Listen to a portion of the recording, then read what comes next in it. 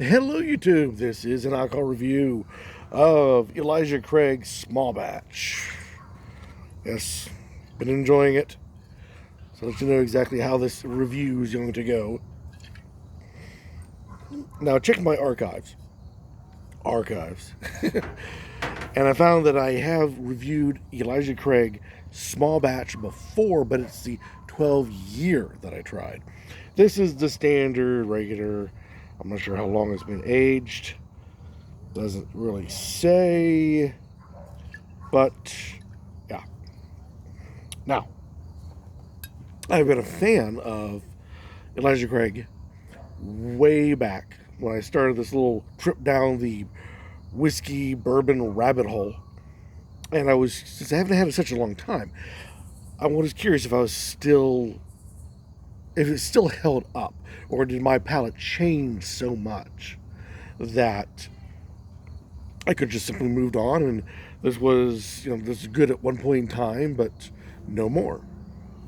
So I looked, I saw it was like 5 years ago. Oddly, this beer had color, which I found was very funny. But gave it good marks then. But we'll see what kind of marks we will give it now.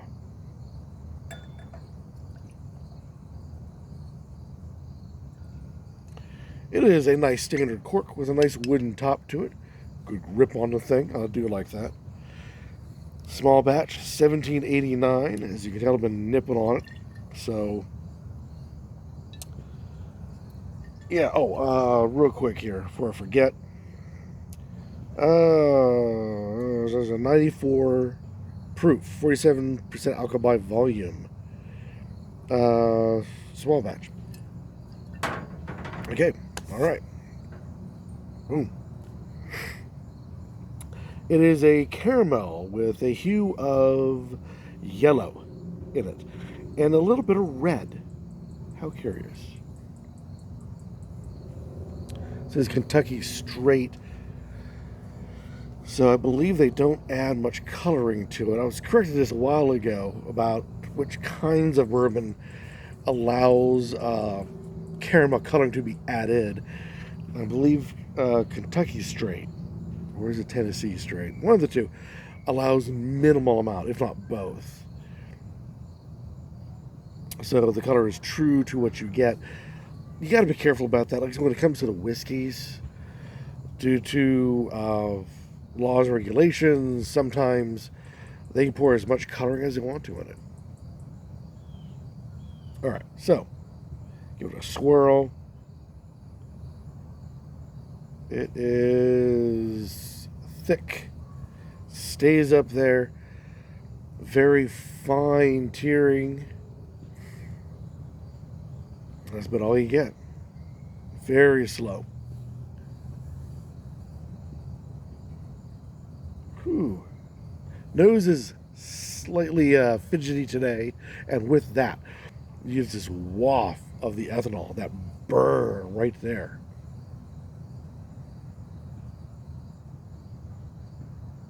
But even with a snurfuckled nose, you smell caramel and cinnamon and vanilla.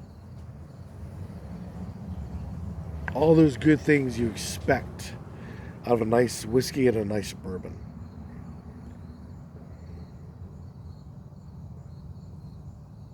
Very nice. Just it has that burn in the nose itself. And I know if you're getting a bit of a burn in the nose, the glass is too close.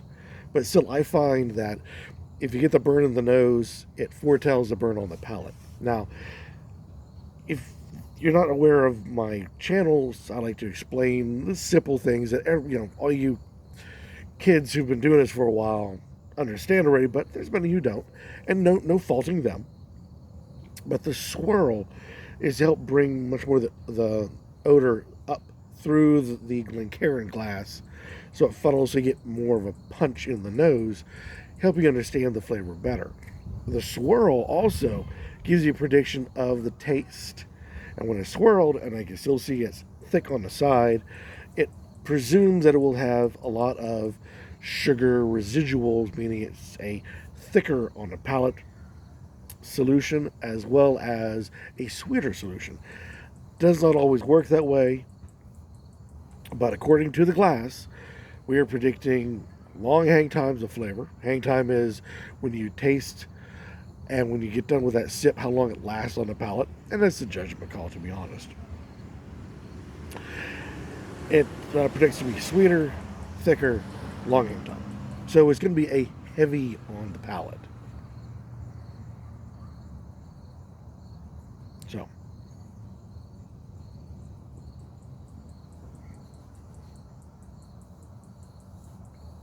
it is heavy on the palate, heavy on the ethanol, full of flavor, tons of flavor. I would like to say that it's layered, but it's not. It's just this big ball of wonderful tastes. Many, not many, other whiskeys and bourbons, when you taste them in the beginning, halfway through the taste will change, and then at the very end, there's another taste that comes out. And that's where you get that layering effect. This doesn't. This hits you in all one mass and then just slowly drifts off the palate. It's a long hang time.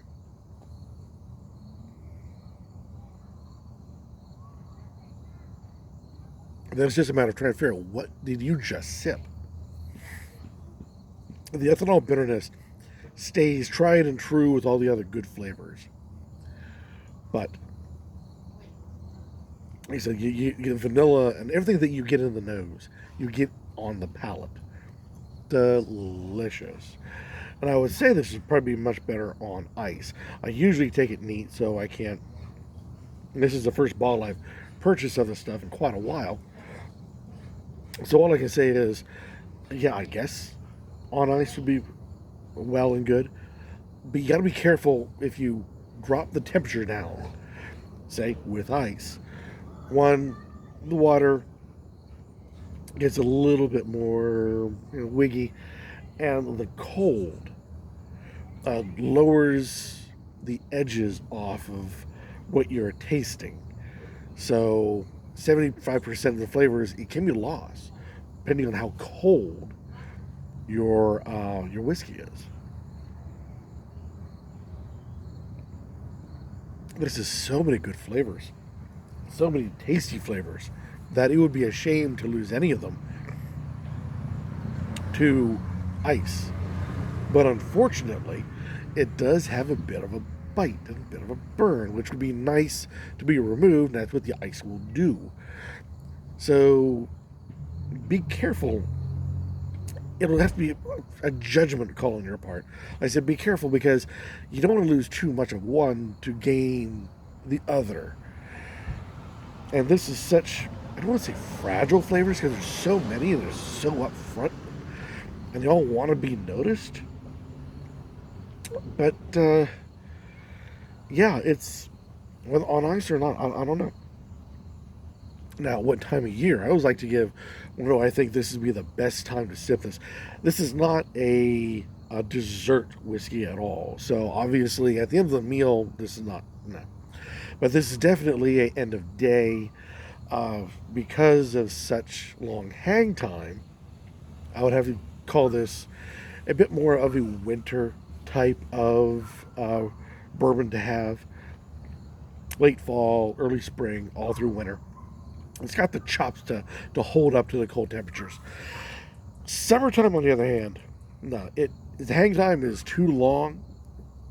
Pardon me.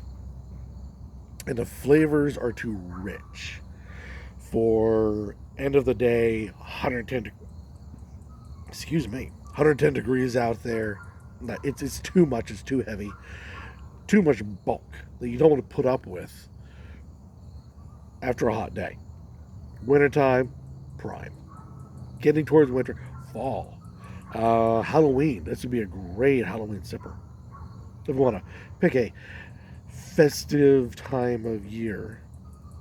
Yeah, definitely a nice Halloween wintry drink. But I will say it does hold up. I do really enjoy this. See what you guys think. This is Elijah Craig, small batch.